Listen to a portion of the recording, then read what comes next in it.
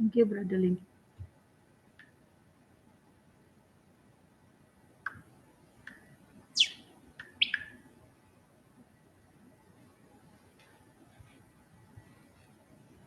Good evening, Bhante and all Kalyana Mitans Namo Buddhaya and Sukhi Hontu. I'm Aliana and welcome to TRV Friday Sutta discussion by Bhante Dr. Ganggodawila Chandima.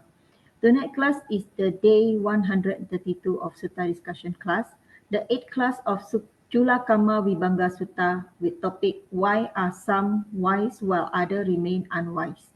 Cūḻakammavibhaṅga Sutta is the 12th sutta that have been chosen by Bhante Chandima for this sutta discussion. In previous classes, Bhante has discussed about Manggala Sutta, Ratana Sutta, Metta Sutta, Sigalowada Sutta, Dhammacakkappavattana Sutta, Sabbasawa Sutta, Patakama Sutta, Patama Samajivi Sutta, Alawaka Sutta, Dajaga Sutta, and Girimananda Sutta, which Bhante has elaborated those sutta in depth. For those who have missed up our previous classes, please check on Ti-Ratana Vihara Amapadana Client's Facebook page and YouTube channel. We have uploaded the previous classes there. We are always welcoming newcomers, therefore, please share around about this class to other friends and family members so that whoever that wish to join the class via Zoom, where we can engage directly with Bhante, can contact the Vihara through TRV Facebook Messenger or WhatsApp. Or you can join the class from Ti-Ratana Vihara Facebook channel, where we broadcast the Sutta class live on every Friday evening from 8:30 p.m. till 10 p.m. Kuala Lumpur time. Now let me introduce to you about our speaker, Bhante Dr. Ganggodawila Chandima, who is the Associate Editor of the Journal of International Buddhist Studies, or JIBS, which is published by the Buddhist Research Institute of Mahachulalongkorn Raja Vidyalaya University in Thailand. Bhante was previously a research fellow at the Center for Studies in Religion and Society, or CSRS, at University of Victoria, Canada.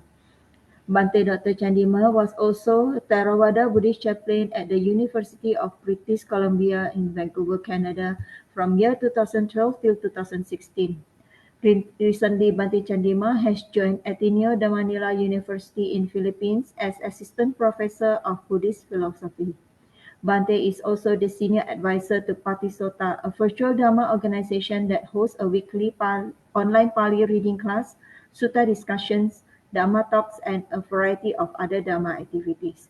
His Dharma works can be accessed at www.patisota.blogspot.com, and we can also follow Bhante at Patisota Facebook account. Without further ado, we welcome once again Bhante, and as always, thank you very much for your wonderful guidance and teaching. Sadhu, sadhu, sadhu. Thank you, Aliana, for the introduction. Good evening, Dhamma friends. Welcome back. It's good to see you after almost around 1 month. And I saw most of you during our fellowship lunch, which happened on April 8th, exactly 2 weeks of time from today. So we are going to get started our Sutta discussion session by paying respect to the Buddha. Sadhu, sadhu, sadhu. Namo tassa bhagavatu arahatu samma sambuddhassa.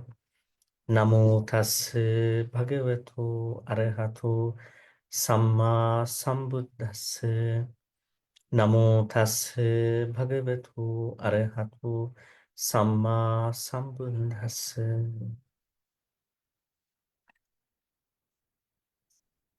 Today we have Aliana, Lim, Kim, Nain Cheng, Kelvin, Melinda, Sumita, Jacqueline, Margaret, Lee, Yuan Lee, Hema, Rina, Wochupong, June, Kema. Actually, I might think that there are newcomers today. Perhaps some of them were familiar with us, but there may be newcomers. So welcome everyone. So today we are going to look at another very interesting aspect of life. Why are some people very wise at least wise time to time. Why some people are not really wise? Maybe why are some unwise? What is the difference, and why has this happened? Why is this happening to some and others? Right? So is wisdom an important topic to us? It is. Wisdom is such an important topic, but wisdom can be seen in two main ways. One is basic wisdom, while the other being the lofty wisdom. What is the basic wisdom to us? Which comes with discipline, some amount of understanding. You don't have to learn a lot of Dhamma for that, right? The basic wisdom. Even someone in modern day life can say common sense, right? These are basic things. But the problem is, what if someone even doesn't own a process of the common sense, the generic knowledge, right? Especially, let's say there is someone who is learning a lot of Dhamma, but then forgetting about the core of the Dhamma, not living by the core of the Dhamma. Core means 5 precepts and Noble Eightfold Path, right? But the person is gathering a lot of knowledge every day, from morning to evening, writing notes, recording, right? And then discussing a lot. But there is no, what do you call, living by aspect in the life. So this means the wisdom has not, maybe seemingly has not arisen in that person. So the Buddha, actually, in yesterday's lesson that we had in our Pali class, I was mentioning about 3 types of wisdom, which the Buddha talks about in the Sangiti Sutta in Digha Nikaya. Suttamaya Panya, Chintamaya Panya, and Bhavanamaya Panya. That means Panya can be attainable in 3 ways. The first part is Suttamaya Panya. Suttamaya Panya means wisdom by knowledge. But the problem is, are we acquiring the right knowledge? That is a problem in any subject, with regard to any subject. Say, for instance, you've been learning karma for, like we are doing karma here, karma for many decades. But what if that you had the belief that karma is something that you cannot avoid in your life, right? If you had thoughts like that, you may have thought that karma is unavoidable and karma cannot be changed. At least certain karma cannot be changed. So that means you haven't learned about karma,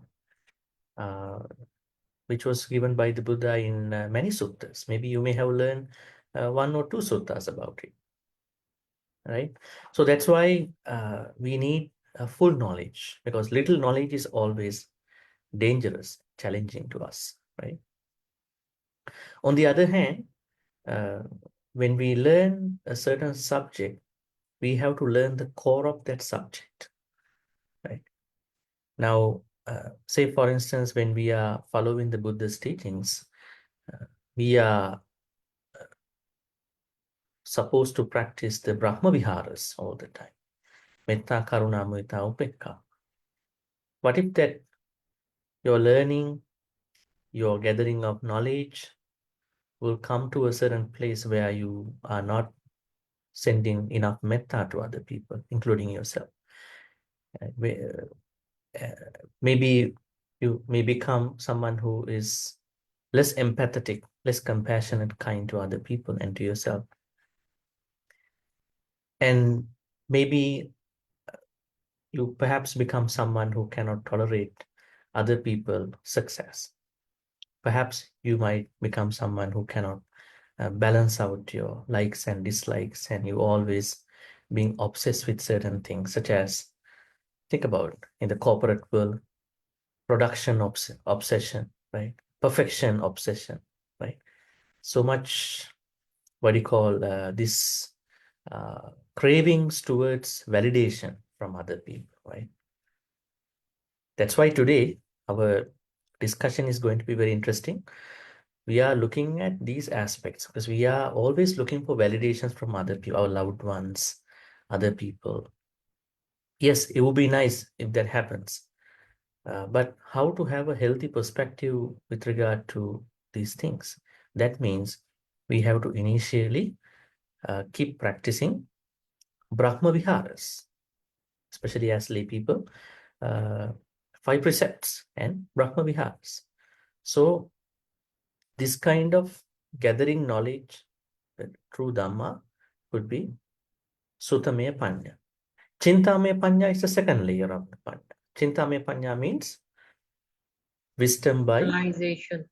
rationalization. It's exactly the section that we are talking today. We have to rationalize because the art of questioning will be the very moment of your enlightenment one day. So we need questions, right? So if you are properly raising a proper question, that means that will help you to become a better person. But there may be two types of people. One might think that I don't have to ask a question. Maybe I know better than other people, right? This is one kind of person. Second might be I don't want to open up myself. Third might be an embarrassing situation, stage fright. Other people might say about even my question. You never ask a question. And then you die with the question. You go to the next slide with that question. And you're asking that same question that you could have asked many lives before. You go, that's why the vichikiccha, doubts, don't die with the doubt. You have to ask them. Ask from the right person. So rationalization is important. We have to be self-critical about our practice, and depending on the situation, we might support other people for their own practice, or their own life. So Chintamaya Panya. And then Bhavanamaya Panya. Bhavanamaya Panya means wisdom that you are creating through cultivation. What kind of cultivation is this? Mental cultivation. That means you are not going to be a farmer and go to a paddy field and then cultivate crops in the paddy field, right? This is a cultivation, mental cultivation. How to cultivate our mind? Is it a good question? Now, Buddhism always talks about how to cultivate the mind. Even the advice given by all the Buddhas, which we understand in a stanza called Sabba Papassa Akarana, Kusalassa Upasampada, Sachitta Pariyotapanang, Etang Buddhana Sasana. Sabba Papassa Akarana, not to do any akusala. We try our level best. Then Kusalassa Upasampada, to do each kusala. Sometimes kusala is not coming to us, we have to create it. I think most often. There are people who are waiting for kusala to come and the person become very energetic to do the kusala, good karma to come, right? And then the third one is purify our mind, cultivate our mind. Now the problem is when people are teaching this, they don't know that the first two are naturally happening when the third one is going to work. If you cultivate, if you purify your thoughts, you will not do any akusala. You will keep doing your kusala. It is natural. The only thing is to take care of your thoughts. So cultivate the mind means we have to, while we are taking care of our thoughts, we have to bring certain kusala aspects into our thoughts. What are the kusala aspects that we can bring into our thoughts? Generally speaking, Brahma Viharas, Metta, Karuna, Mudita, Upekka. If we bring Metta, Karuna, Mudita, Upekka, the situations might be different. We are bringing them as much as we can. And then we are also going to look at the kusala roots, alubha, dana roots, then metta roots, and then panya roots. So this is called cultivation. So Buddhism always suggests that we need to keep cultivating our kusala thoughts. But there are other people who are cultivating akusala every day. Huh? Morning to evening, they are cultivating akusala. Right? They are very distracted. Pleasures have taken them over. They are complaining a lot. They are always looking at the bad side of life, negative side of the life. While Buddhism is talking about happiness, they are even taking Buddhism from a negative way. Look, the Buddha talks about dukkha all the time. Look, you are sick. I can be sick. You will die. I will die. But they do not look at the core teaching of Buddha. Buddha talks about how to handle our worries, how to handle our dukkha.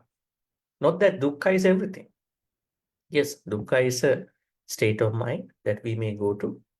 There are physical dukkha, mental dukkha, but all the Buddhist teachings are helping us to handle dukkha and then find the happiness. And then Nibbana is the highest happiness. Before go to the Nibbana, our daily life has to be adjusted. How to find our happiness in daily life? We have to look at how to change the certain conditions in our daily life. So the more we positively change our daily conditions, the happier we are. Then we can think about the Nibbana. Right? Because Nibbana, if Nibbana is the highest happiness, we have to find out our secular daily happiness in a proper way, in a kusala way. So now you understand the cultivation. We have to keep cultivating kusala thoughts in our mind. Okay, this is a higher way of looking at panya given by the Buddha, actually given by Arahant Sariputta in the Samgita Sutta. Okay, so let's go to the suttas, Cūḷakammavibhaṅga Sutta section about wisdom. Now, the sutta is talking about why some people are unwise while some others are wise. What is the reason? Is there a karmic reason for this? Okay, let's take a look. Try to copy this into a Word document so it's easy to read actually.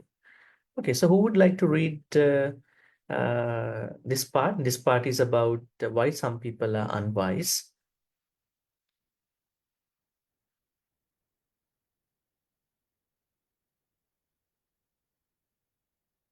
Yeah,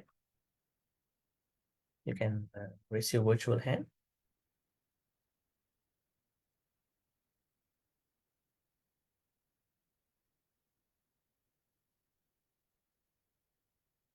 Anyone?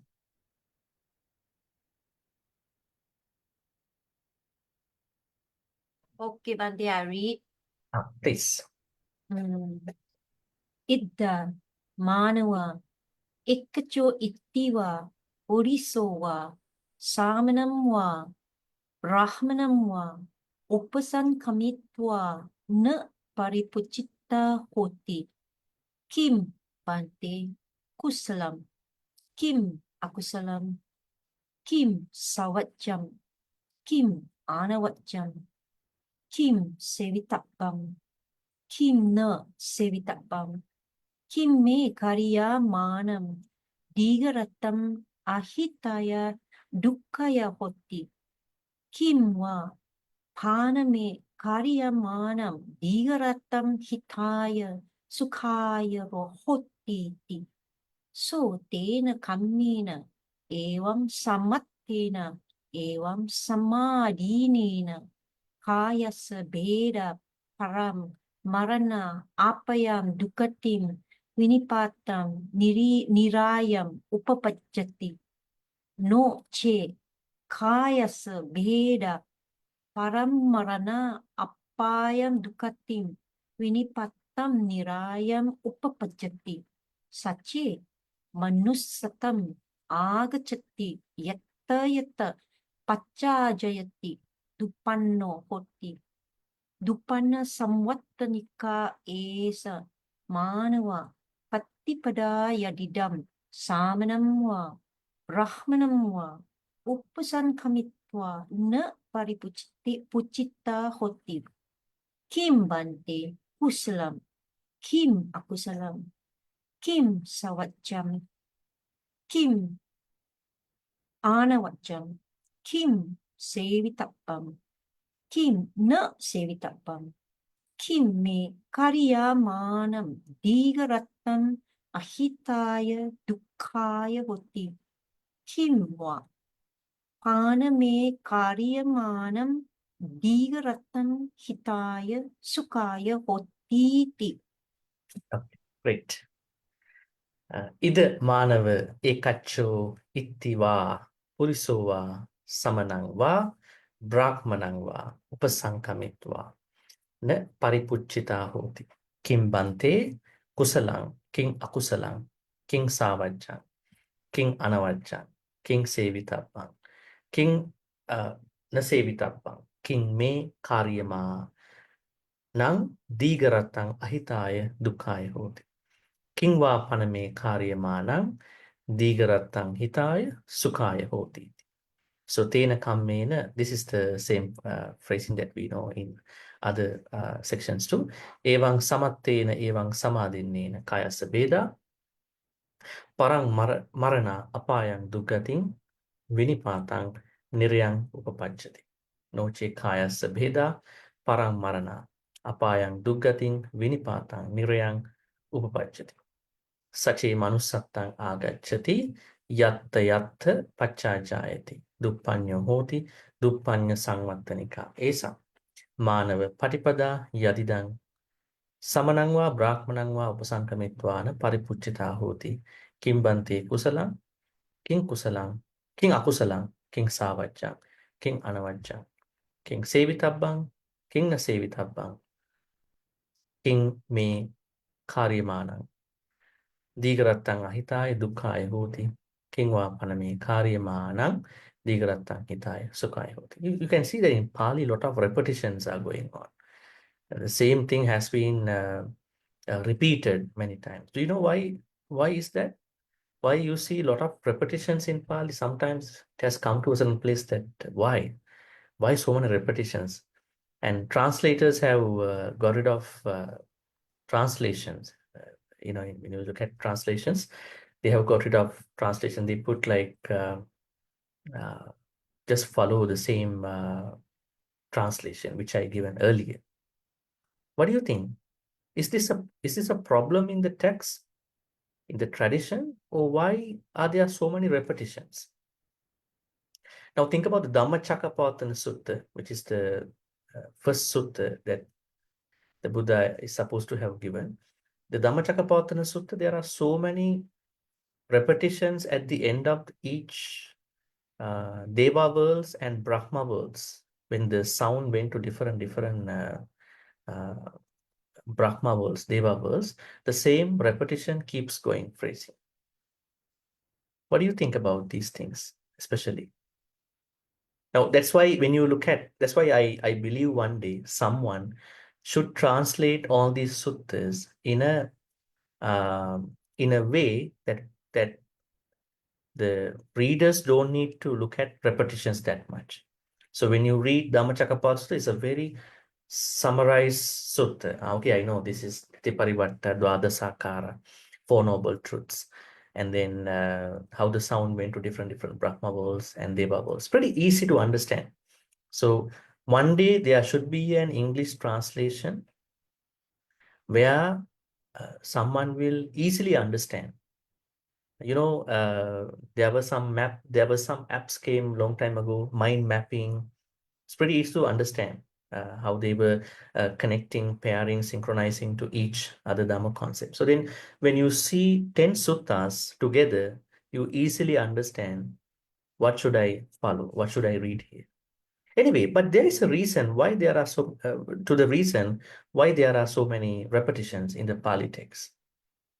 The reason is Pali texts were not handed down to us through textual traditions until sometime in Sri Lanka, right? Before that, all these Pali suttas came down to the fellowship through the oral tradition, right? So this is the main reason why they were using a lot of repetitions. We call punarutti. In Pali, we call punarutti. And the second thing is that there is a scholarly idea that when there are repetitions going on the similar Dhamma concept, it might be easier for the practitioner to really understand the Dhamma. Now, say for instance, let's go to Metta Sutta. At the end of the Metta Sutta, each stanza, say, Sabbe Satta Bhavantu Sukhitata. Now, this line appears at the end of most of the stanzas. Then the listener understand, yeah, may you be well and happy. But why is it given at the end of each line? I mean, each stanza. It's to emphasize, highlight this idea. May you be well and happy. Going beyond a kind of a literal wording, touching the heart of everybody. Yes, I have to give this metta to everybody. So that's why even this sutta mentions, you can see repetitions. Okay, let's see the translation at this point. This is about why some people are unwise. Either Manava, they are young man, Ekachu, some itti, women or men, Samanangva, Brahmanangva, Upasankamikva, they approach the monks. Now here Samanangva, Brahmanangva means ascetics or Brahmins. Now Brahmins, the idea of Brahmin here is that they are also kind of a priestly class during the Buddha's time. So they were also taken as a religious group. So having approached monks, nuns or Brahmins or ascetics, the person, some women or some men, whoever, na paripuchita hoti, does not like asking questions. What questions that these people are not asking from them, from the monks, nuns, and those people? Kim Bhante, kusala. King kusala. King kusala means, what is kusala? Now, may I ask you, have you ever asked this question from a monk or nun so far? Or you are letting other people, hey, you go ahead, I will hear what the monk will be saying, you go and ask. I'm very embarrassed to ask this question. So now you are also almost going to be a part of this group, actually. So you have to be very careful. So King Kusala, what is Kusala? Kusala means what is wholesome. That means a lay person must ask this question in the proper way from a religious person. Second, King Kusala. Then King Akusala. What is Akusala? What is unwholesome? What is Kusala? What is Akusala? But this person, or maybe some women or some men, they have not, those unwise people now, they have not asked this question in previous lives. King Savajja, what is blamable? In our life, there are things that are blamable. What are the things that are blamable by the wise people? Have we learned this kind of a thing in our sutta studies before? Did the Buddha talk about that there are certain actions that are blamable by the wise people? If so, where did he talk about those things? May I ask you? Mangala Yes. Sutta, Bhante. Mangala Sutta. Bhante, Metta Sutta. Metta Sutta. Sutta. Nacha Metta. kuddang samachare kinchiyena vinyo pare upavadeyo. This is the place. So the Buddha says we have to cultivate 15 skillful habits, wherein which the last one is called Nachakuddang Samachare. We should not even breach or do any single slight activity that is criticized by the wise people. Now think about, there is somebody who is not wise, always criticizing you. As a Buddhist, are you supposed to be worried about that? If you go toward the left side, the person is saying, no, you should have gone to the right side today. If you have cooked something in your own way, maybe in the way that you think that is better, but the person is trying to say something different. But you know, this person can be an unwise person. But what if that there is a wise person who is going to criticize you? Wise person. Wise people don't criticize easily. They don't want to criticize. But if there is a certain matter that is arising from your behavior, your verbal, your physical, they might, or that kind of person might give you a comment in a nice way. Wise people don't criticize you in public, right? They are doing that in a proper way, in a nice way, because they want to give you the message. So if you are criticized, I would say constructively criticize. It's a constructive criticism. There's a point that we need to understand. Then you would like to think about it, and you are going to be concerned that I would not make it again. I would not repeat the same problem again, right? So savajja means every time those people who are unwise now, perhaps they were unwise due to the fact that they did not ask monks, nuns, Brahmins, and those people what was kusala, what was akusala, what was blamable, and what was praiseworthy. On the other side, let's see here, King Savajjang, King Anavajjang. Anavajjang means what is not blamable, say what is praiseworthy. King Sevitappang and King Nasevitappang. What is to be to be associated, what is not to be associated in our life. Sevitabbang, Nasevitappang. Right? Oh. So in our life, there are people that we need to associate. There are people that we don't have to associate. Because if we surround with the wrong people in our life, early in our life, then we will have to pay a big cost in our life. But we understand that we have to keep our metta practice all the way. We don't want to create some conflicts with other people, but we don't want to bring them closer to us as well, right? So we have to manage, balance out this part. So now the reasons why there are certain unwise people in this life could come from the reasons that they did not approach monks, nuns, the proper ones, and then they did not ask from those monks, nuns, and Brahmins what is kusala, what is akusala, what is wholesome, what is unwholesome, then what is blamable, what is not blamable, what is to be associated, what is not to be associated. These kind of very spiritual questions, right? And then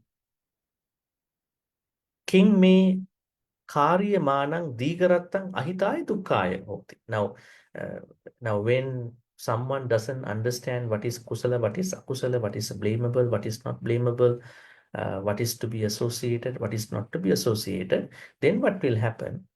Then this question that by engaging in what kind of activities will I be going through certain problems in my life that could lead to certain pain in my life, mental, physical, verbal pain, or the opposite. By engaging in what action will I be able to become happy? So this particular unwise person perhaps had not asked this question from monks, nuns, and Brahmins. So tena kammena evang samattena evang samadhinnena kayasa beda parammarana apayan dukkatin vinipatang nirayang. So when you have not asked these questions from the monks, nuns, or religious people, this could be a reason that could go to the bad states. You don't have to break the 5 precepts, right? Not asking the proper questions from religious people, spiritual people, will lead you to perhaps to be reborn in a bad place. How does it happen? Can you think about? How can that happen? When you don't know what is kusala, what is akusala, when you don't know how to separate out what is kusala and what is akusala, definitely you have no idea of what to do in your life. Perhaps you might engage in akusala activities. As a result of those akusala activities, you might be reborn in a bad place. Perhaps you might be engaging in certain akusala activities, right? That would take you to bad states. And then, noche kayasa beda param marana, apayang duggating vinipatang nirayang uppajjati. Sache manussattam agacchati. In case someone is not going to be reborn in that kind of a bad state in next life, if the person is coming back to the human life, yatta yatta pacca jayate duppanyo hoti. The person is going to be very unwise without mattering the place that the person is going to be reborn, right? So they are naturally very unwise. Have we seen certain people who have no progress in becoming a wise person? What is a wise person in Buddhism? Can you think about a certain definition? Now we know wisdom, but how to understand a wise person? Is there a certain teaching in a sutta to define who is a wise person? Or let's be self-critical about us. Are we wise people? Supposed to be. We are supposed to be wise people. But in the Dhamma way, are we wise people? If we are, how to define how to define the fact that we are wise people? We have to go to a sutta for that. Right? There's a sutta called Sevitabba Sutta. What is the number for that? Sevitabba Sutta. Majjhima Nikaya's 114. Now this sutta talks about a way to understand whether we are wise or whether other people are wise or not.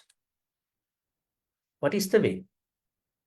The sutta says that if someone is always thinking akusala thoughts, perhaps we might not know about it. That person can do a self-assessment.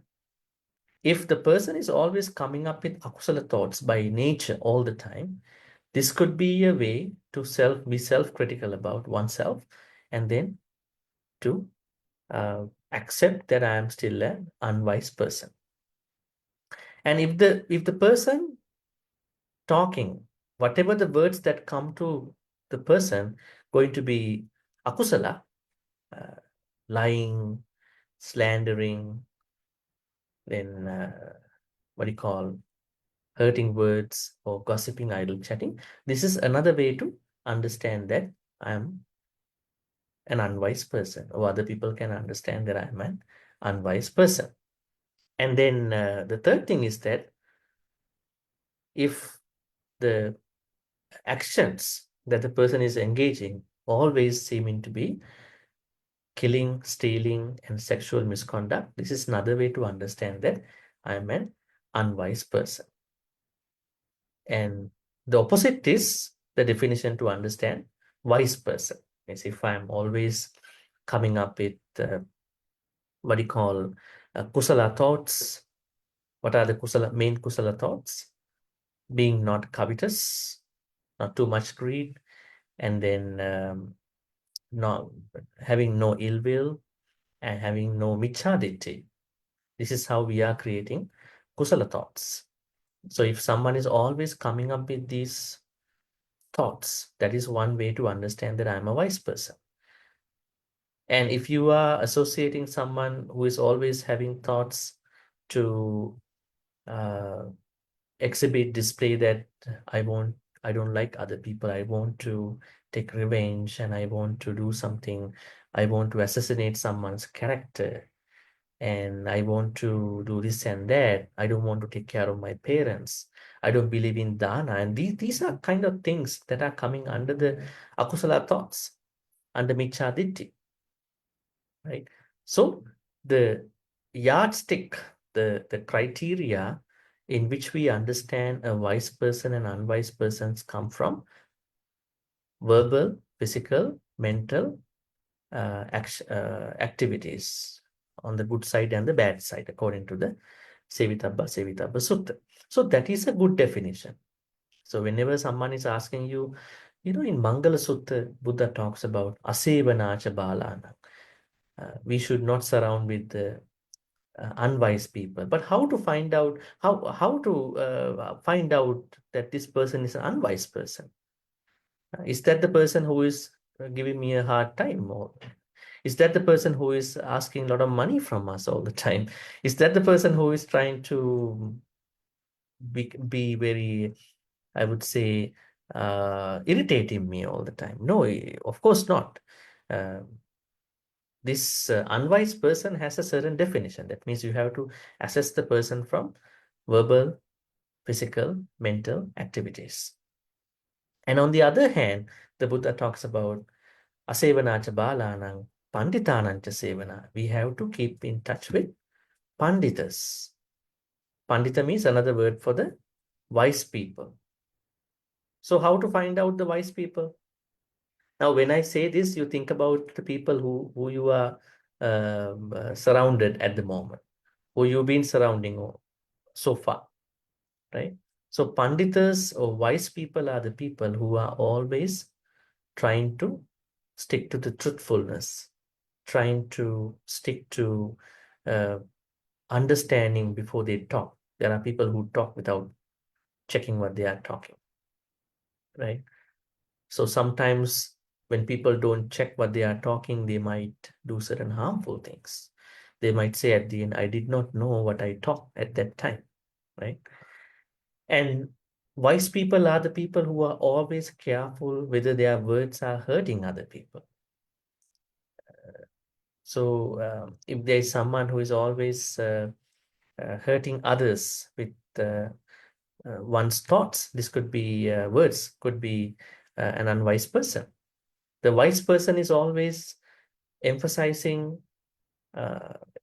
trying to understand the importance of other people's time, right? Are there people who are just trying to spend time with you, just perhaps wasting your time, perhaps, taking your time more often? Are they just trying to engage in certain non-virtuous things all the time? So there are ways to look at this wise person and unwise person. So Buddhism always talks about to be, the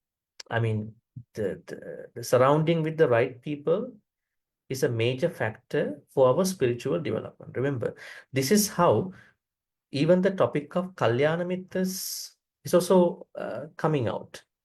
Now, one day, Venerable Ananda was saying, half of the spiritual journey, my transformative journey, depends on the number of Kalyana Mittas I have. Then the Buddha said, don't say that. The full, complete spiritual journey until you attain Nibbana depends on the quality of the Kalyana Mittas you are surrounded with. You may have your own version of Kalyana Mittas, right? Who is a Kalyana Mitta to you? That's a good question, right? Who is a Kalyana Mitta to you? I think you are loosely using this word in many places, right? We don't have to bother anybody, but I'm asking your personal opinion, what you have learned about this term, right? Kalyana Mitta? Who is a Kalyana Mitta? Bhante, walking the path together. Walking the path together. The Okay. Dharma friends that walking the path together. Walking the path together, right? Any other way to look at them? Bhante, Perhaps I had to ask, do you have Kalyana Mittas or not? Yes. Before asking who is that? Yes. kind and helpful people. Kind and helpful people. Okay. Yeah, that's a way to look at it too. Someone better than me, someone who can guide me, especially during the time. Yeah. Okay. So what if there is someone who is not better than me in Dhamma? Can that person not become a Kalyana Mitta to me? That's a good question, right? To look at the other way around. Yes. Okay, kind, helpful. Yeah, walking the path together. Yeah, someone who can guide me. That's another way to look at. Any other ways to look at Kalyana Mittas? If you don't tell me, I have to assume that you don't have Kalyana Mittas at the moment. Someone who has saddha towards Buddha, Dhamma, Sangha. Okay. And then what other definitions you have in your own way? In one of my talks, someone said the one who gives me a ride to the temple is a Kalyana Mitta. Saying, oh yeah, you don't drive, huh? So the person picks you up and then, drop you off at the end. Yeah. And then what else?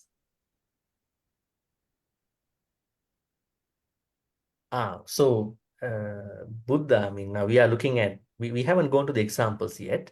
Yes, Buddha is the main Kalyana Mitta, but I'm asking how to define a Kalyana Mitta here, right? That definition is what I'm asking here. Someone who is always with you, good time, bad time. He is a good friend, right? Now, Buddhism identifies good friends and Kalyana Mitta differently. I think we discussed them earlier. Remember in the Singalovada Sutta? Long time ago, I think maybe 2 years ago, we discussed about good friends. Right? We call them mitta, M-A-T-T, long A, mitta. So, Kalyana, what you call mitta, good friends and bad friends.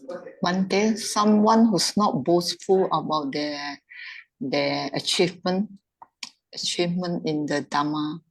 Someone who It's not boastful in are you saying boasting? boasting. You mean not bragging, right? Bragging, yeah.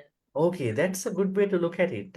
Huh? Have you ever found out people who are bragging about their Dhamma journey? I mean, of course, then it should have been a Dhamma journey then at that point, So that's why I'm telling you, the more we learn sometime without the basic fundamentals, the more we are going to be messed up. So I'm telling people, don't learn Dhamma at that point because you haven't learned the basics of the Dhamma. Without learning the basics, you are going to learn the higher levels of Dhamma. It doesn't work for you. So those people should have not learned Dhamma because they learn in the wrong way. That's why the Buddha said in the Alagadubama Sutta, learning Dhamma wrongly is like catching a snake in the wrong place. Right? The Buddha says to us in the Alagadubama Sutta. Maybe Aliana, you can look for it and then paste it here in the WhatsApp group later. Alagadubama Sutta. I normally tell people before the Sutta study, go read the Alagadubama Sutta. Methodology in studying suttas. Don't touch other suttas before. Alagadubama Sutta says how to learn the Dhamma, the methodology. When we do anything, we should have a methodology, have a plan, right? So there Buddha says, learning the proper Dhamma, true Dhamma, is just like a snake catcher is going to catch a snake in the proper way. If you catch the snake from the tail, the snake is going to bite you. If you try to catch the snake from the middle of his body, it will be the same. If you are going to catch the snake from the head, the worst will happen to you. But if you are a snake catcher, you are using a stick, and he's talking that. And then holding the snake, the head part with that stick and trying to make him disabled and then to get the control, and the snake will be vulnerable to you, and then get him. In the same way, Buddha said, Dhamma must be taken from the right place. If you take it from the wrong place, you think about what will happen to you. So that's why Kalyana Mittas are very important. I would tell you, Kalyana Mitta is someone who can really guide us. But the problem is, there are different types of Kalyana Mittas we may have in our life. Some are not on a par with our Dhamma journey, but they are good people, right? I mean, perhaps I'm not talking the knowledge. We may have different types of level of Dhamma knowledge, but by practice, someone may be better than you. Think about, you are learning anger management every day. Metta, when you hear a Dhamma talk, don't become angry. But the very problem that you might be having is anger, right? Maybe someone might be having is anger. But there may be someone who is not learning a lot about anger, but trying to slow down to one's anger, no matter what. Every time one is becoming angry, going to be slowing down to anger. So this person may have something better than us. So we have to learn from that person. So we have to understand that Kalyana Mittas are different in their own level of Dhamma journey. We need all of them. We help them out in our own way. They will help them out in their own way. As Hema said, we walk together. But when we walk together, some people will be behind us. Some people will be ahead of us. Doesn't matter, right? We don't have a problem who is going to be Sotapanna soon or later. We should have the Bodhisattva mentality, right? That's the Bodhisattva idea, right? The Bodhisattvas are saying, I'm not going to be a Buddha until everybody else going to be I'm supporting them to become the Buddha. That's a Mahayana idea, actually. A very Mahayana, early Mahayana idea. So Bodhisattva way is that you go first. Do we have the same idea when it comes to Nibbana? Do we ever think that, okay, you go first, I come after you? Have we ever thought this way? No, I go first. I don't care about what time you attain Nibbana. So this is not the mudita, That's why we have a problem when it comes to the Theravada school. Early Buddhism, these early Nikaya books never talk about these ideas. But when the early Buddhism was taken as a Theravada school, the idea that I go first, let me do my meditation. You guys should not block me, disturb me. I do it by myself. So this kind of idea has come. Even we don't learn from bodhisattvas. It doesn't mean we delay. We do in our own way. At the same time, we should support. Because supporting is another easy way to attain Nibbana faster. Right? Supporting. Let me tell you a Pali story about that. Remember, there was one man who was giving dana. His house was a place of dana. So anybody can come to his house, have some free food. So every time, a lot of people, they are getting lost on the road. So they go to another house in the same street. So the person in that house always showing the proper house. It's not my house. You have to go to that house. He was stretching out his arm. You go to that house. There are food. So the both people passed away were reborn in the same heaven. But when the Buddha went to that heaven, he saw these two were not able to sit together. One was sitting closer to the Buddha, the other one was sitting farther to the Buddha. Then Buddha asked, what happened? Actually, the one who gave dana was giving that in a mentality, I am giving dana better than you. So he was maintaining a certain sakkaya ditti in that dana plan, dana activity. But the person who was just showing, this is the path, this is the road to go to that house, was doing that without any return, without any reward, expecting any reward. So what happened? The person who did not even give dana, but who was just happy for other person's dana, was reborn in the same place, but better than the person who gave the dana. So that means cultivation is very, very, very important. So that's why we have to understand, we have to engage in our activities in a better way. Sometimes, I mean, it doesn't mean that you should not engage in those activities. I mean, do whatever you can in your spiritual journey, but give a big concern towards your cultivation part, not just the physical engagement, verbal engagement only. Because there may be someone who is looking at your dana making more karma than you. Is that interesting?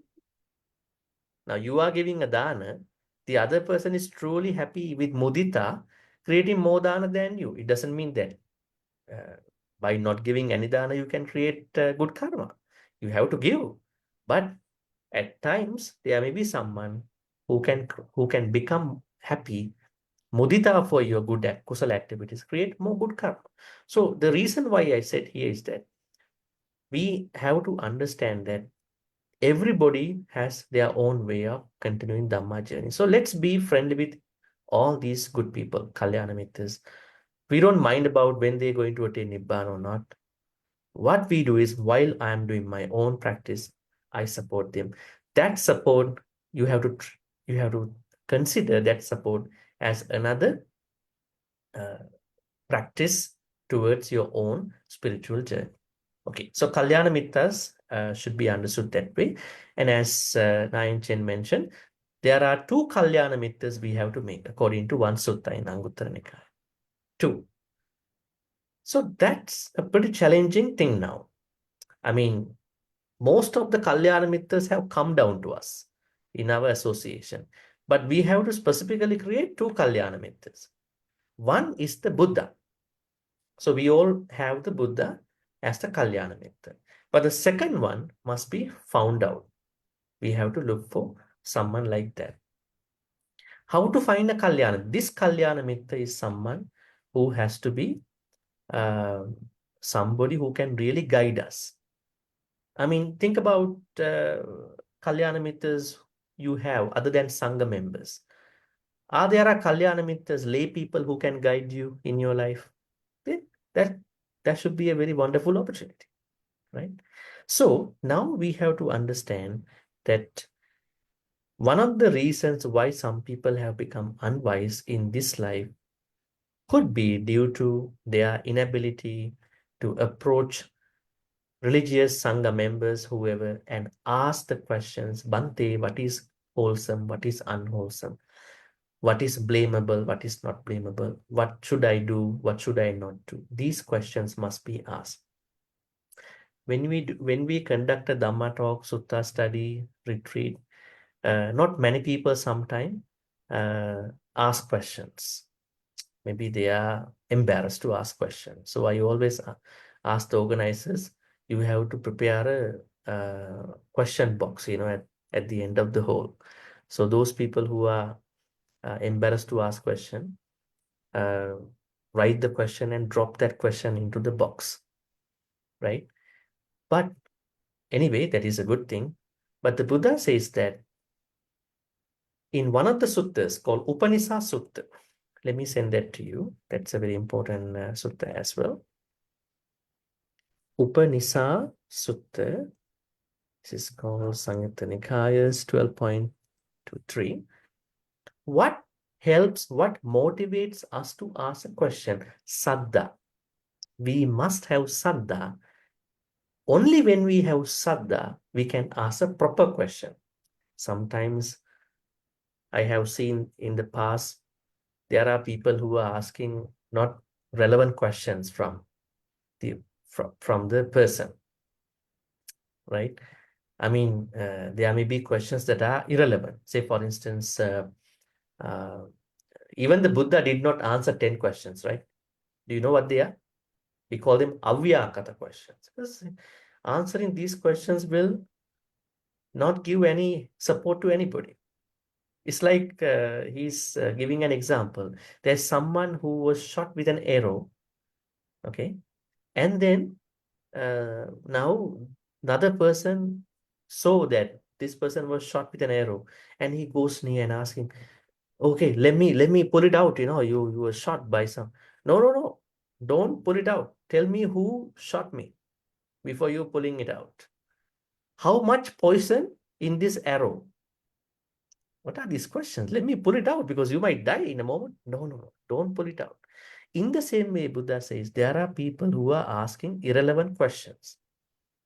So, in times of those irrelevant questions, Buddha was silent about the question.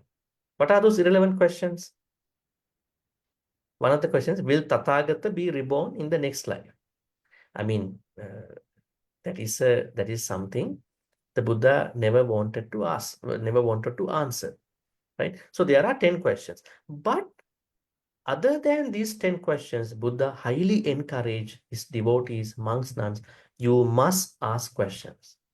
I highly encourage. That's why in many of our discussions, Sutta discussion, I want people to engage, because it's not a one-way learning of Dhamma. Otherwise, I talk and I leave. So we have to engage people. Thereby, people understand what they know and where they are at in their spiritual journey. So in this Upanishad Sutta, Buddha says, only when you have proper saddha, you may ask a good question. Now tell me, what is saddha?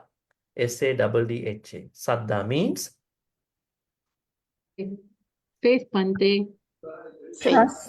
Faith Trust. or trust. This is also necessary to be defined properly. Saddha, Trust. saddha means, Unshaken faith. yeah, Unshaken faith. unshaken trust. Now there's a problem with faith.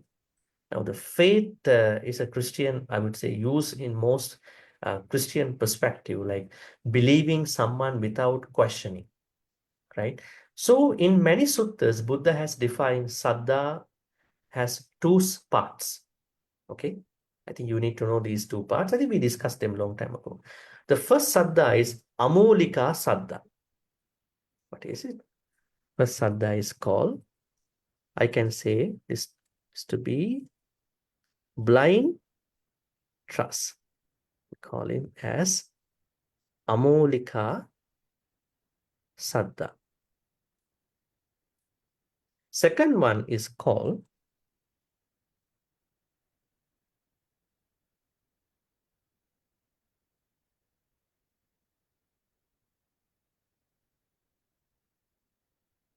akaravati saddha. I can say trust by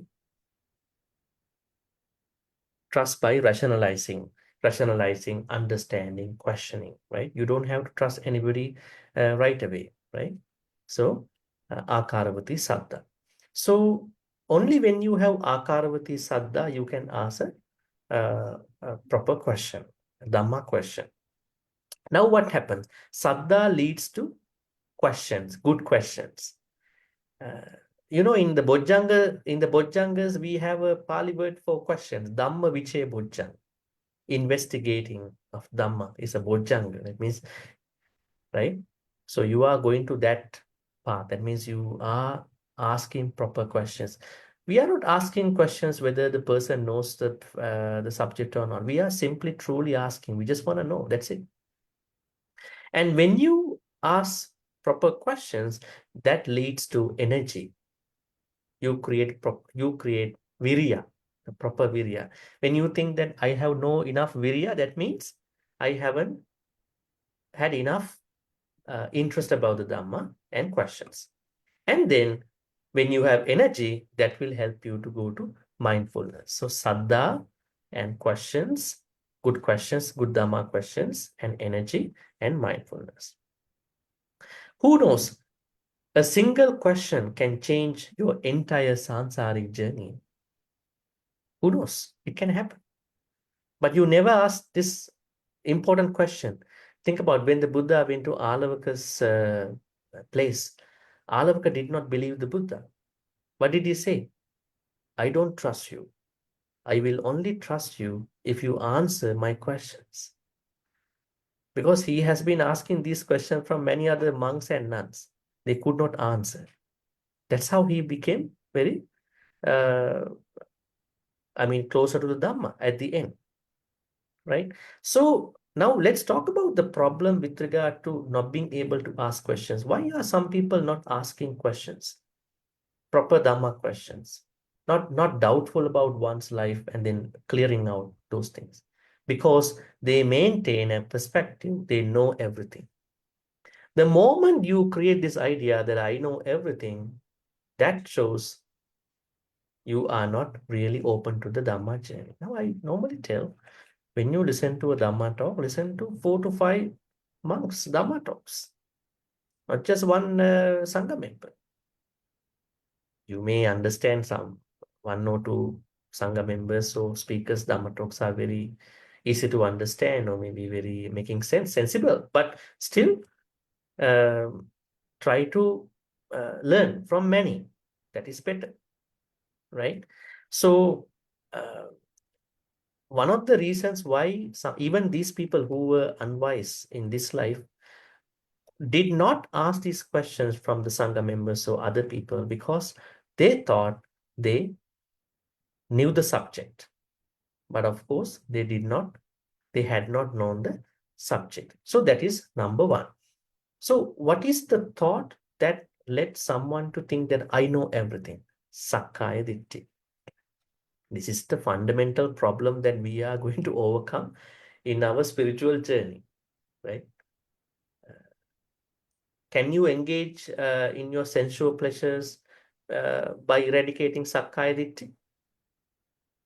Is it possible for you to continue as a layperson by being a Sotapanna? Is it possible? It should be possible. Why? There are so many stories about such people in the Buddhist history, like Vishaka and many others. And now Vishaka became a Sotapanna when she was 7 years old. And then she dated a man when she was 16 and she married after becoming a Sotapanna. Right? Interesting, right? So how come she was able to do all that? She knew that what she is engaging with in her life. What is life? What is a relationship? She had understood that. So being a Sotapanna did not disturb her to enjoy her life, but she knew this enjoyment will one day end up with anicca. They are all subject to changes, right? So that means those people who might not ask proper Dhamma questions, maybe they are not doing that, maybe due to their Sakkaya Ditthi, enormous amount of Sakkaya Ditthi.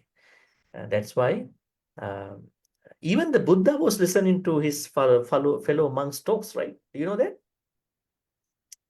Time to time, he was going to the audience, he was listening to his fellow monks' Dhamma talks, right? He did not ever say, I know everything, but his followers said he knows everything. That's an interesting claim, right? Now, long time ago, there was a question. I had to say that Buddha never claimed that he was omniscient, Sabbanyu. Then someone said, no, I became a monk because I heard that Buddha knows everything. Said, yes, you became a monk due to the understanding that Buddha is so and so. It's a good thing. But Buddha claimed in many suttas that he is not omniscient. That means he doesn't believe that he knows everything. Right? So some other believers came to the Buddha and told him, Bhante, you know the Jain, Mahavira and Ajivaka, Makkali Gosala, Pakudakachayana, Purna Kassapa, all these contemporary, very well-reputed teachers are claiming that they know everything. Why don't you claim that you know everything? Then the Buddha said, I don't know about them, but I am not omniscient. So I don't want to claim that I know everything. But then what happened after long time, after the Buddha's time, when the book called Patisambhidamagga, you know this Pali book? It's a book in the Cūḷaka Nikaya, Patisambhidamagga, one of the 15 books. This book says Buddha is omniscient. The book was written by senior Sangha members, and then perhaps they were ascribed to Arahant sometime. And Buddha is omniscient. So we have a doctrinal conflict here. In the early suttas, Anguttara Nikaya suttas, Buddha says, I'm not omniscient. But Patisambhidamagga, Cūḷaka Nikaya works say, no, Buddha is omniscient. Right? So the idea here is that no, Buddha was a normal person. So he even listened to other monks' Dhamma talks very happily. Right?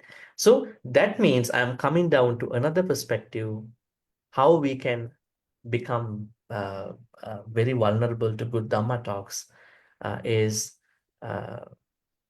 from another good state of mind that is called humility, being humble. So we have to be humble to learn, right? We have to be humble to accept, right? Not that I know anicca dukkha anatta, not that I know that panchakanda and all that. I have to be humble to understand. The more I humble, the faster I go to the transformation. The less I am humble, the farther I am from the transformation, right? So that thing has to be on. So when you are very humble, very down to earth, very grounded, then you can not even learn. The real transformation can easily, swiftly happen in your life. Humility. So the true wisdom here begins with humility, not just from mere information. That has to be understood as well. Now think about the silence. How much does silence support us in this journey? Did the Buddha ask us to be silent sometime in our life? How much is silence important in our life? How do you look at silence? Have you ever benefited a lot of things in your life when you were silent, when other people are having a really, really hard time on you, right? Silence supports us in a way, right? What is the Pali word for that? Sunyagar. You go to your private room, you take some time, you need to recharge, right? Your energy is gone now. You have to charge yourself, you cannot be with them anymore. Let me take some time, I just want some time just to recharge myself, my good energy. Because if I keep continuing with them, I might be into some akusala, I might say something bad, I might do something wrong, I have to keep an eye on my energy, because sometimes I know good and bad, but if I don't have good energy to bring into that kusala activity, I might engage in a bad activity, akusala activity. So silence is important, right? Being, time to time, we have to take some private time for that, but not excessively, right? Nowadays, everybody is becoming very isolated in their own digital life, right? Everybody is becoming isolated in their own digital platforms. Especially our teenagers, young people, they think they are very engaged, connected, but they don't have real friends sometimes. And you know that when we look at the suicide situations, who are really taking life, if you look at the proportion, they are young people, teenagers. We don't see that suicide rate from elderly people, even mid-age people, even young adults that much. Why? They are able to communicate with other people, because one issue with the digital platforms is that we can be isolated in our own digital space. That's why silence is not always good. We need to communicate with the right person. So now, when you are supposed to ask a Dhamma question, now from today onwards, you might be thinking, I have to ask so many Dhamma questions. Because the Bhante is telling us, if I don't ask the question, I become unwise in my next life. Perhaps I am unwise because I had not asked enough questions, but ask the proper questions. Because if you don't ask the proper questions, there may not be good answers to them, right? So the That means silence works, but sometimes, time to time, we have to assess whether being silent is the good way to handle the situation. Okay, let's go to the last paragraph, how to become a wise person and why we are, if you are wise, how we became wise. You can see here, Duppanya Sangvattanika. Duppanya means this is the path. Duppanya Sangvattanika means Patipada. This is the path to become unwise. The Buddha says one reason, if you think you are unwise, one reason for your this unwise nature could be due to you not being able to ask the proper Dhamma questions in past life. And then we go to the good side. If you think you are very wise in this life, or if you notice that there are other people in your life who are wise, this is why this might be one of the reasons that help them to become wise. So we'll be asking from another person, another participant, to read this part, the good side. Should be your own Dhamma journey. Anybody? I think we have to, if you are not there, I will read because of the time issue. Idapana manava ekacho ittiva purisova samanangva brahmanangva upasankamitva paripujjati. Then not even having approach. Now the person who became unwise also approached the monks and nuns, or proper Dhamma people. But the problem was they could not ask the question. But this person asked the question, Bhante, King Kusala. What is kusala? King akusala. What is akusala? What do we mean by kusala? What do we mean by akusala? King savajjang. What is meant by blameworthy activities? And what is meant by praiseworthy activities? I mean, with what activities I can become praiseworthy by other people? King sevitabbang. Who to be associated? What to be associated? Kin sevitabbang. Who not to be, what not to be associated.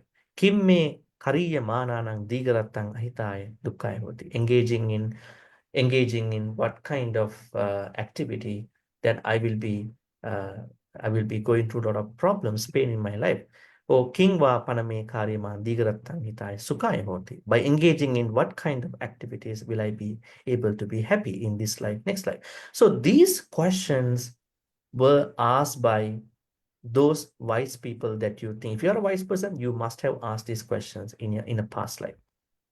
Then what happens as a result of this thing, kaya saveda parambarana, at the end of your life, after death, you may be able to reborn in a better place. In case you come back to the human life, yatta yatta pacha jayati mahapanyo, very interesting, not panyo, mahapanyo, you have a great wisdom. Not panya. You have a mahapanya. Mahapanya Sangvattanika is a manava patipada. This is the way how you can create great wisdom. Right? Great wisdom is very important. This great wisdom does not arise simply. You think that the more you learn, the more you become wise. It might not be a very clear statement. It might be a blanket statement. But the Buddha says wisdom arises to us not just by learning, but because we may have done a good karma in a past life by approaching the right individuals and asking the proper Dhamma questions. On the other hand, there's another problem. Have you seen there are a lot of people who are learning all the time, but nothing goes to their heart? Why is it? They are learning a lot. They can tell you a lot of things, this and that. But none of those teachings seem, it seems, have not or has not touched their heart. Heart means go to their real life. Why is it? It is because there may be some akusala they may have done in the past life. Perhaps it might be due to their wrong way of practicing Dhamma. All right, I think we discussed enough aspects about wisdom at this point. So at the end, before you ask the question, I want to summarize that the Buddha says in this Cūḻakammavibhaṅga Sutta that one of the reasons, and not the only reason, one of the reasons why some people are unwise is due to them not asking the proper Dhamma questions when they approach monks, nuns, Brahmins in the past life. You can relate it to this life too. They are approaching a lot of such people, but they never ask the proper Dhamma questions. Have you seen that there are some people who are always in the temple, but their wisdom has never grown? They're always in the temple, 24/7 sometimes.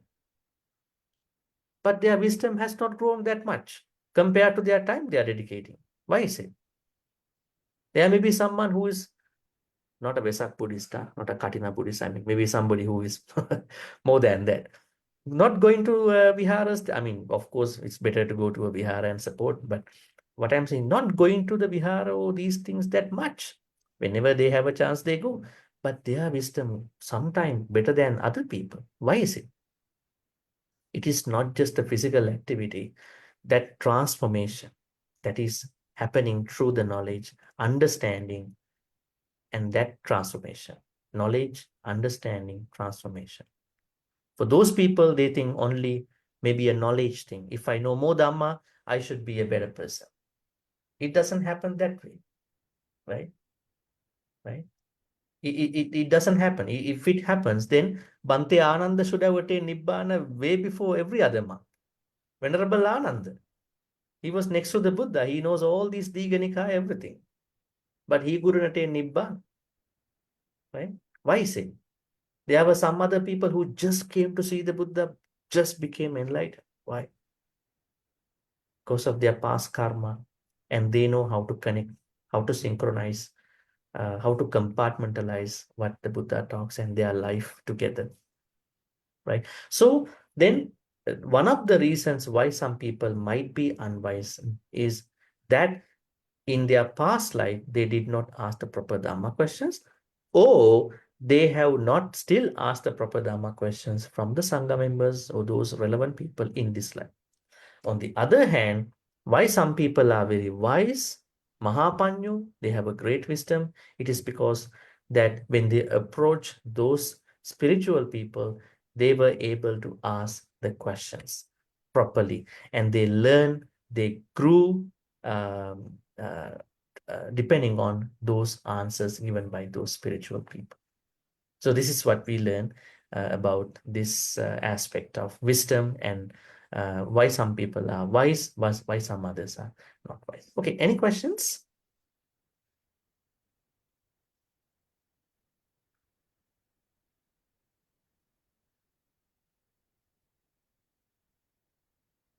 Now, according to the theory, you have to ask a question, right? this particular theory, you have to ask a question. It makes Proper us question. laugh. Yes. Bhante, what's the Yes. meaning of Kim in this passage? It's not our Kim here. What's the meaning? Kim means what? What? Oh, okay. Yeah, Thank you what so is much. Kuntala, what is Sakusala? See. Thank you so much. Yeah.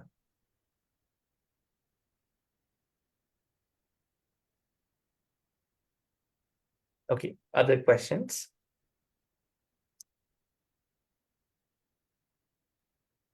Okay, Bhante, I'd like to know why Buddha say he's not omniscient. Is it trying to be humble? Is it because he wants to No, be humble and he don't admit that? no, you can think that way, but if you look at the subject, we can see that he knew the relevant things, Yeah. but he did not believe in the concept of omniscience. Now, normally when you look at Abrahamic religions now, the God knows everything, right? The God knows everything. And even the contemporary religious teachers knew everything. It was a certain superlative way of describing one's own teacher. Think about, I go to this particular teacher, he knows everything, right? So it's not a practical way to look at it. So nobody is omniscient according to the Buddha. It is just that the person knows the relevant subject very much. So So that's why he didn't want to accept. And there is no purpose of learning, purpose of claiming that I know everything. Because as you said, yes, that is going against the humility, being humble. Also, there's no good thing that will happen for the Buddha to accept that he is omniscient. He's not omniscient, according to him. But later on, Sangha members made him an omniscient person in the Patisambhidamagga. That's what I was telling you. You go check Patisambhidamagga, there are not even one way, 80, 90 ways. They were giving 80, 90 ways to look at the Buddha as being omniscient.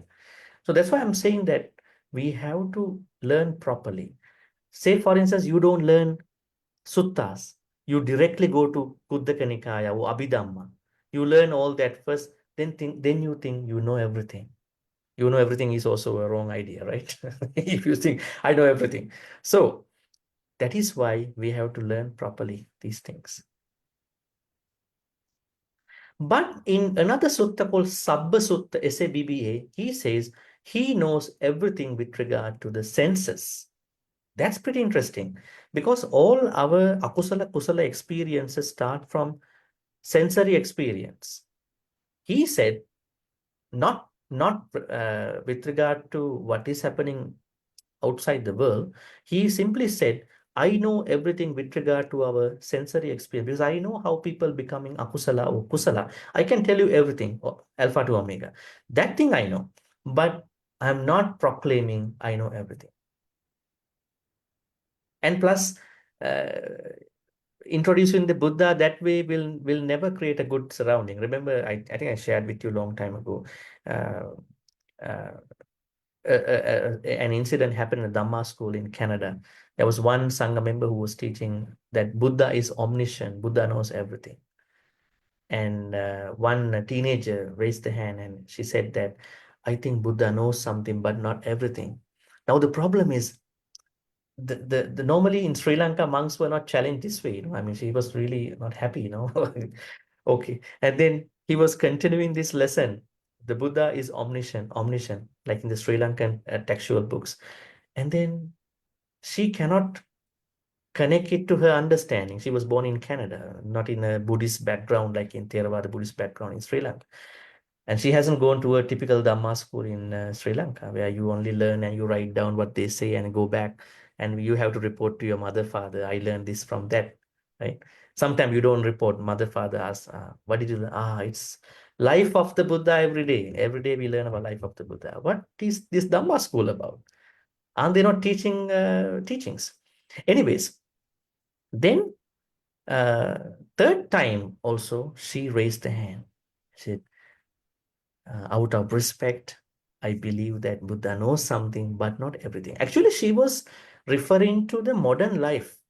She was looking at this, the scientific world. I mean, actually, Buddha knows definitely a lot of things, almost everything in this experience. But the problem was that is not a good topic to teach in the Dhamma school.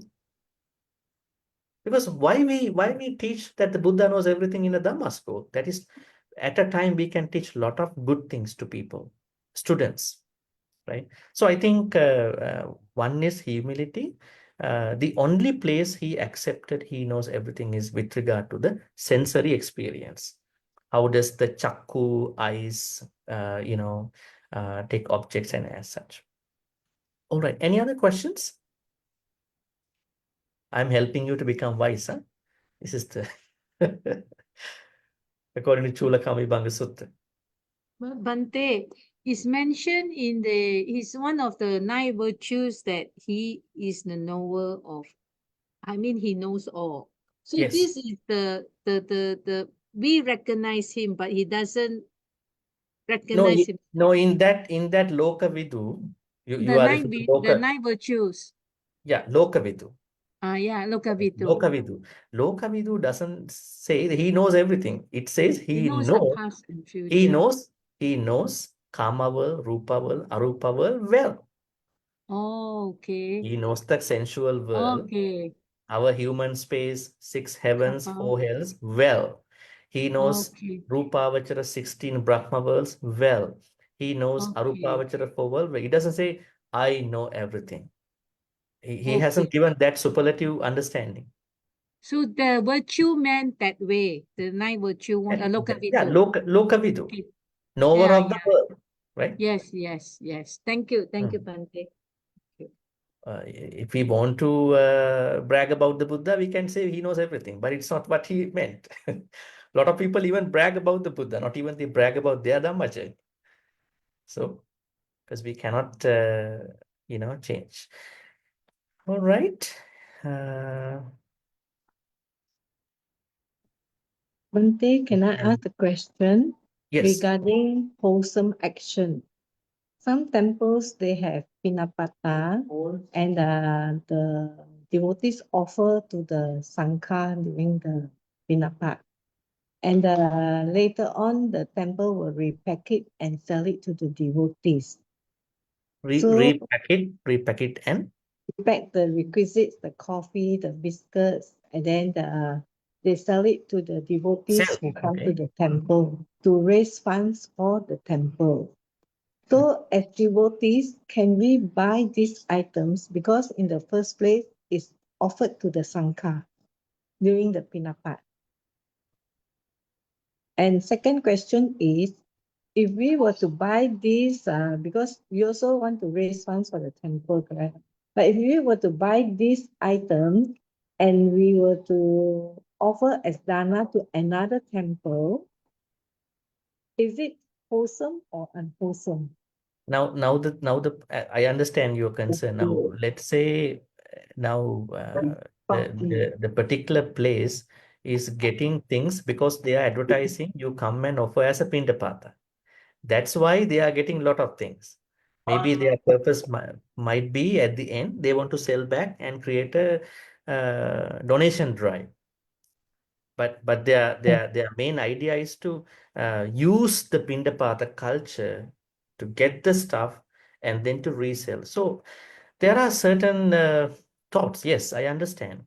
I think I leave it up to you to decide, I mean, what to do rather than saying that this is good or bad.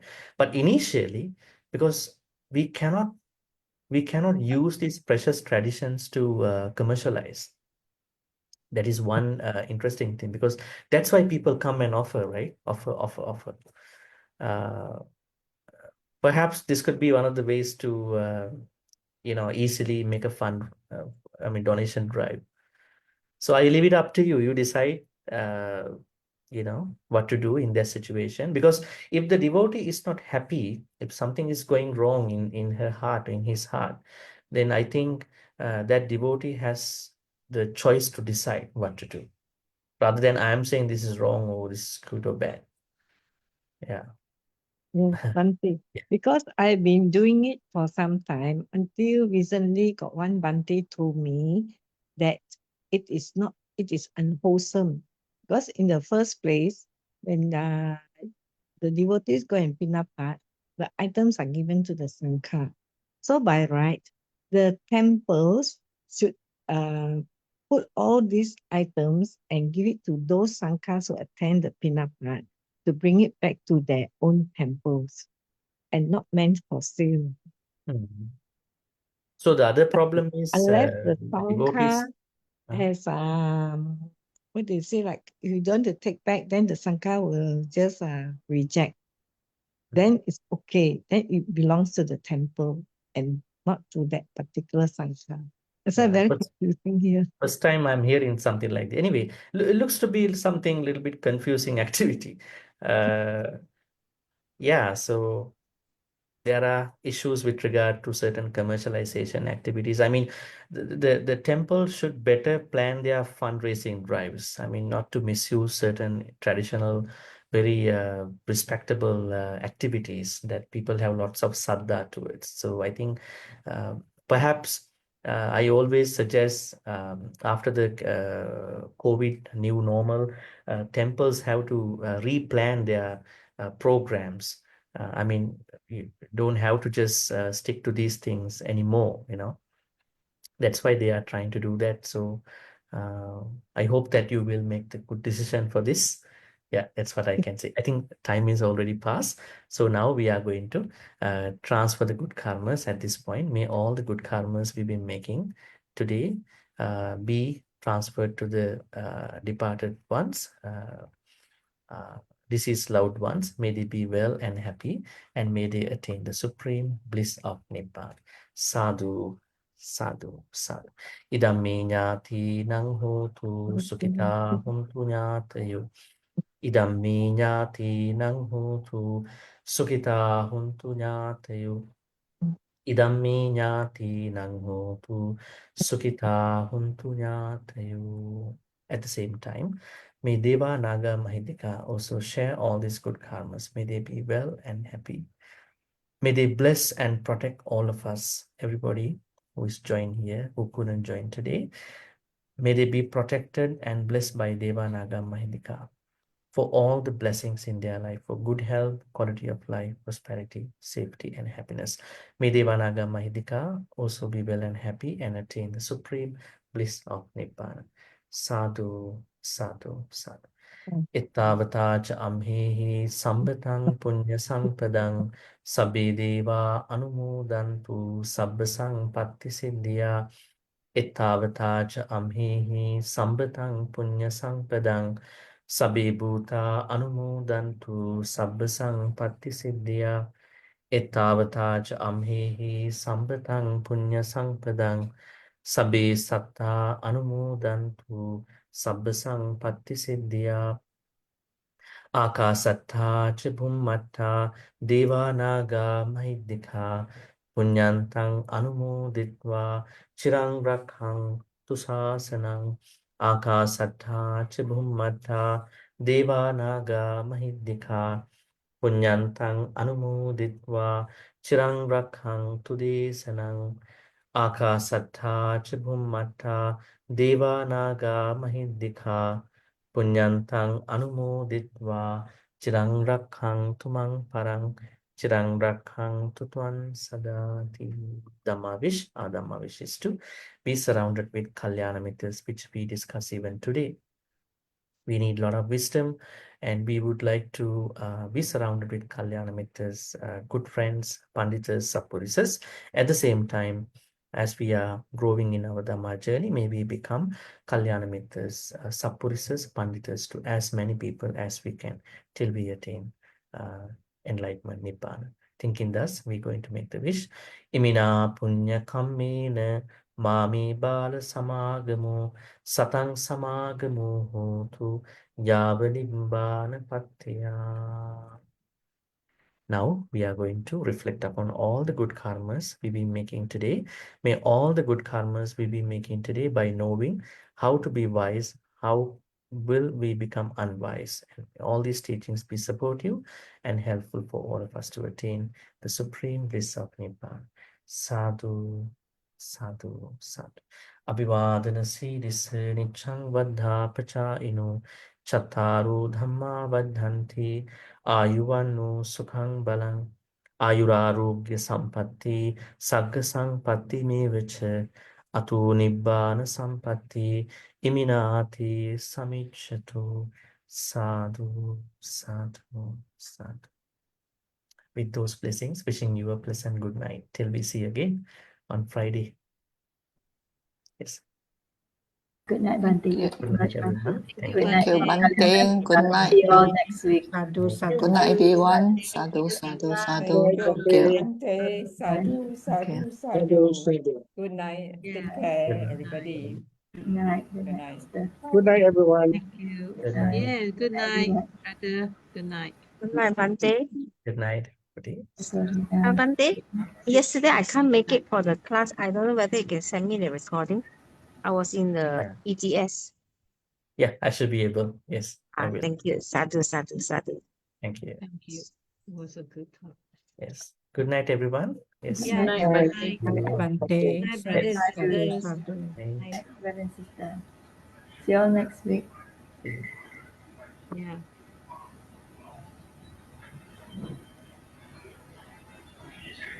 Nice, brother, sister. We catch up. Bye, Yeah, sister. good night. Good night. Good night. Good night. Take good Good care. night. Okay, bye.